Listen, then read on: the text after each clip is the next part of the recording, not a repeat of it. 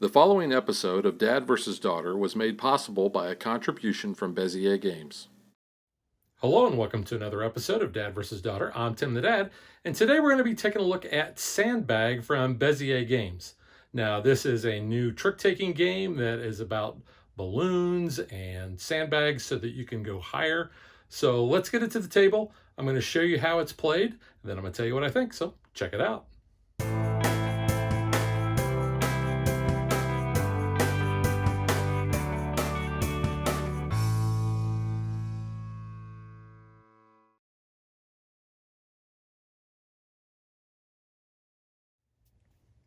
To set up the game, each player is going to get a player aid, which is going to help them determine which suit is trump.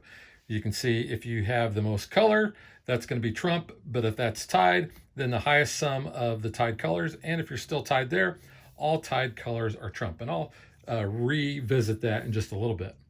But if you are playing a 5 or 6 player game, you're going to be using all of the balloon cards, none of the minus 5 cards, and all 5 of the minus 7 cards. If you're playing a 4-player game, you will not use any of the minus 7 cards. However, you will use all of the minus 5 cards. And if you're playing a 3-player game, you will use 4 out of the 5 minus 5 cards, and you will also remove 1 full suit from the deck. Then you're going to take those 4 minus 5 cards and the rest of the cards, you're going to shuffle these up and you're going to deal them all out to all the players. Now, once all the cards have been dealt out, each player can sort their hand, but they're going to be passing 1 card to the player on their left and 1 card to the player on the right. Now, because you don't want to take any tricks, then you might want to pass your high cards. Now, after I've shuffled my hand, I look and I see, well, I've got a lot of this color, and I also have a lot of that purple color. So I may not want to keep a lot of those cards, but I'm going to pass this red 9 to that player, and I'm going to pass this purple 9 to this player. And as you can see, the other players have already passed to me. So I'll take that card and that card because that's what they've passed. He gets this card and that card and so forth. So then what we do is we look and see, oh, great, they passed me 10s. So now I'm going to have to put those in my hand. So now you can see I still have that same amount of purple, but now I have a 10 instead of a 9. So next what we're going to do is we are going to build our basket and our starting sandbag. So really what you want to do is get rid of a card that you know you don't want. So that 10 that I just got passed, I'm going to make that my sandbag. So I'm going to place that face down there. And then I'm going to look at my other cards and think, well, what do I want to get rid of here? I don't want to get stuck with cards that are going to make me take other cards. So, you know, I think what I'm going to do is I am going to place down this red 6. I'm going to place that face down. And then I'm also going to place down this purple 6. Now, each player is going to do that. This represents their basket. Then once all players have put their cards down, then we're all going to flip them up simultaneously. Now, once everyone has flipped over their cards, we're going to look and see which one of the cards that are face up has the most of any color. So we can see that purple, it has the most color. So there's 2 purple and there's 1 red. So purple is going to be the trump. Now, because this player played the highest number in the trump, they're actually going to go first. Now, you can also see that this player and that player both put down the minus 5s. Now, the minus 5s don't count for trump, but these are going to fill up your basket. Now, the way the basket works is you can swap cards from someone else's basket. You can never swap cards out of your own basket. So there's a few rules as far as swapping out cards from other players' baskets. So first, you can do that if it is the first trick that you're leading. So since this player is leading this first trick, they could actually swap out one of the other cards from another player's basket. If you are not the first player, then you can take a card of the lead colors. So let's say that this player led a red and this player wanted to, they could swap out basically a card from their hand. They would place it face down, and then this would be the card that they would play. And then that card that they had is going to remain face down for the rest of the round. Let's say this player didn't have any red cards, then they could either throw off on with any other suit, or they could actually swap out on that color that was led. And then if you only have one card of the lead color in your hand and you don't really want to play it, let's say that this player had a red 10, they could swap that red 10 out for this, so that might mean that they don't take that trick. So let's just kind of simulate a round here. So let's say this player decides that they are going to lead this kind of bluish green 2. This player looks at their hand and they're like, well, you know what? I don't really want to take that. I'm going to throw this 1. And then it comes back to me and I say, well, you know what? I don't want to take that either. I'm going to throw this 0. So because this player had the 2, which was the highest, they're actually going to take that trick. They're going to take all those cards and they're going to place them face down off to the side. Now, each one of these face down cards at the end of the round is going to be worth 1 point. And remember, you don't want points. So because they took the trick, they are going to lead next. So they're going to look at their hand of cards here. I say, well, you know what? We're still looking with the purple as the trump because nobody changed any of those cards. So let's say he's going to lead the 4.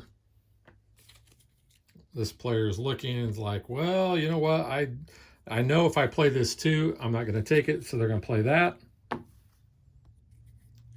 And then it comes back to me. And I definitely don't want to take it. So I'm going to play the 1. So again, this player is going to take all 3 of these cards. They're going to put them in their stack. And they are going to lead the next round. So they decide they're going to play this purple 3 because it's still trump. This player is looking, well, a 9 or an 8. They're probably going to have to take that. So they are going to go ahead and bite the bullet, throw that 9.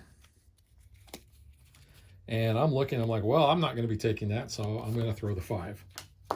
So this player is going to take that trick. Now they are going to be leading the next round. They're going to throw this red 0. Well, it doesn't really matter which one I throw, so I'm just going to go ahead and throw that red 3. And then this player is like, well, I don't want to take that card at all. I have a lot of red, but what I'm going to do is they are going to throw their sandbag. Now that means that they are not going to take the trick, but it will be a point for who played that. So in this case, I was the one who took the trick. So I'm going to take those and I will play those or keep those cards off to the side there. Now I'm looking, I'm like, well, you know what? We still haven't changed trump. I'm going to throw that 0 out. They're looking at like, well, I don't have any of those cards that match. So I think I'm going to throw this 9. This player has an 8, so they are going to have to play that and take that. Now they could swap out if they wanted to, but there's really no benefit in that. So they're going to go ahead and take those cards.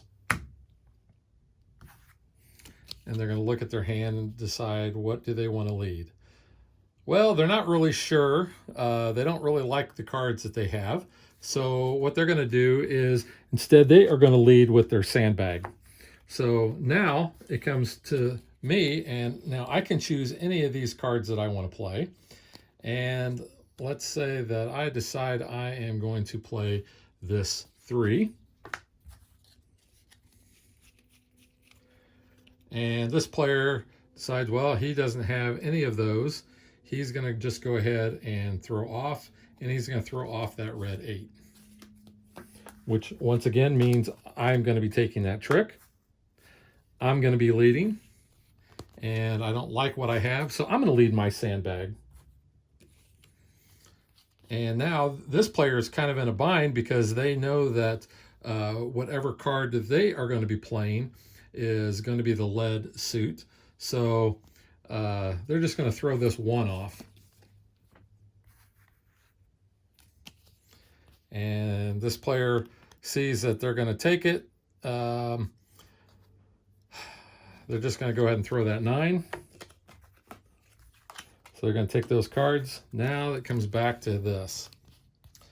They're going to go ahead and lead that orange 2. I'm not liking the looks of this, but I'm going to go ahead and throw that orange 6. They're like, well, I can throw that 0 and not worry about taking it. So that comes back to me. Now let's say that I still really don't know what to do. I'm just going to go ahead and throw that red 2. This player is going to throw the red 5. And this player is going to throw their red 4. So it goes back to this player. And they're going to go ahead and they don't really like the look of this. So they're going to go ahead and lead their orange 5. This player is going to throw their orange 7. And I come back and I'm like, well, heck, I got to throw that orange 10.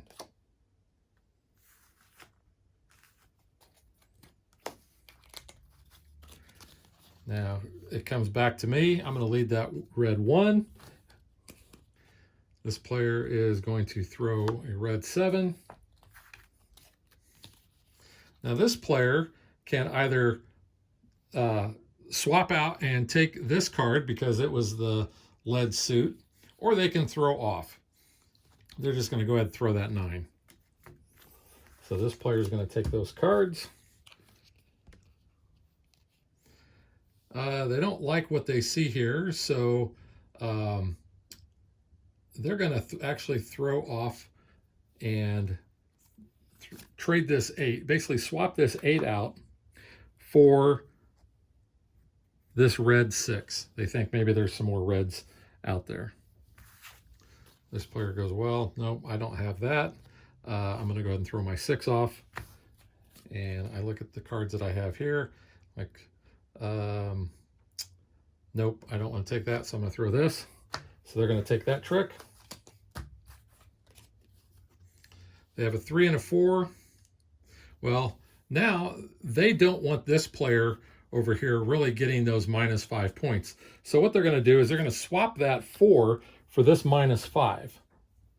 Well, this player says, well, I really want to take that. I'm going to, and I don't want somebody else to get this. So I'm going to swap this because I'm still looking at Trump and I want to take that. So they're going to play that card. Well, I can't beat that. So I'm just going to go ahead and throw that off. So this player, while they're taking 2, they're also subtracting 5, which is going to be a net of -3.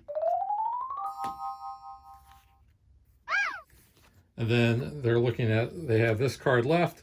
They don't want this player to get that -5, so they're going to swap it for that. I say, well, I don't want that player getting the -5. It could go to that player if I do that. I'm just going to go ahead and play that. And then this player has that 3. Like, well, they're not going to take it. But let's just say that they decide that they don't like that player. So they're going to swap that card with that. So I would take this, and that's going to be worth basically -9. You got the 1 and the -10. Also, whenever you take the rocket cards, you're actually going to place them face up next to your pile where you had your other cards. So now what we're going to do is we're going to count up our face down sandbag cards. 1, 2, 3, 4, 5, 6, 7, 8, 9, 10, 11, 12, 13. We're also going to count this one, so 14. And then we're going to add the value that we have here, which in this case is 6. So I have 20 points. However, I have -10, so my overall score is going to be 10 points. This player is going to count up theirs, and they have a bunch. They have 15 of these cards. 16, 17 is their total. And then this player, they have 12, 13, and 14. So on rounds 2 and 3, you're actually going to be able to increase the number of sandbags that you have in your basket. So you're always going to be able to start with that one. But let's say in the second round, I had 10 points, then I actually get to add one more sandbag for each tens group that I have in my score. Let's say in the third round, I actually had 40 points. So I would be able to add 4 more sandbag cards. So this is a way that you kind of have a catch-up mechanism for whoever would be lagging behind. So you can see if I had 50 points or 40 points, then I've got 5 sandbags. So those are going to be 5 tricks I'm not going to be taking. You're going to play through 3 rounds. Whoever has the lowest score is going to win. So now let's get to what I think.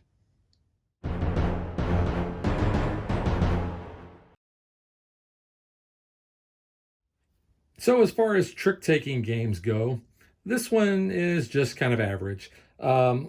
It does kind of present that unique thing where you have your basket and you have your sandbag card that you can throw off. But essentially, like I said, it's an okay trick-taking game.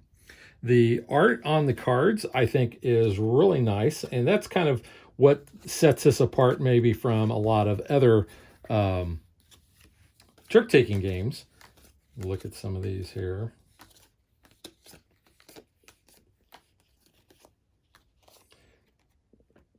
And the balloon art is different based on the number. Basically, when you're at 0, you've got nothing on there. 3, you're starting to get a little bit. When you got 9, you're really starting to see the ground. And 10, where was that 10? Here's that 10. So 10, you can really, you're almost landing because you have so many sandbags. The fact that you can play this with 5 or 6 players is a plus. A lot of trick-taking games, I don't think, really play that much more than 4 players. So you do have a little bit of stretchability there, I guess, in the number of players that you're going to be able to have in there. The cardstock, while it is nice, it is not a linen finish. And if you're a group that has those higher player counts, being able to play 5 or 6 is a plus. And like I said, the artwork is nice. I really actually like playing the game with the artwork there. And I also like the variability of the different player counts. So when you have 3, it scales down, and when you're playing more, then you're throwing in those -7 rockets. You're including all of the suits. So that is Sandbag from Bezier Games, and we will catch you guys next time. Thanks for watching our video. We hope you enjoyed it, and if you did, click that like and subscribe button. You can also follow us on social media like Facebook and Twitter at DadBeDaughter. And if you like what we do and you want to support us, you can visit our Patreon page. So thanks for watching. Thanks.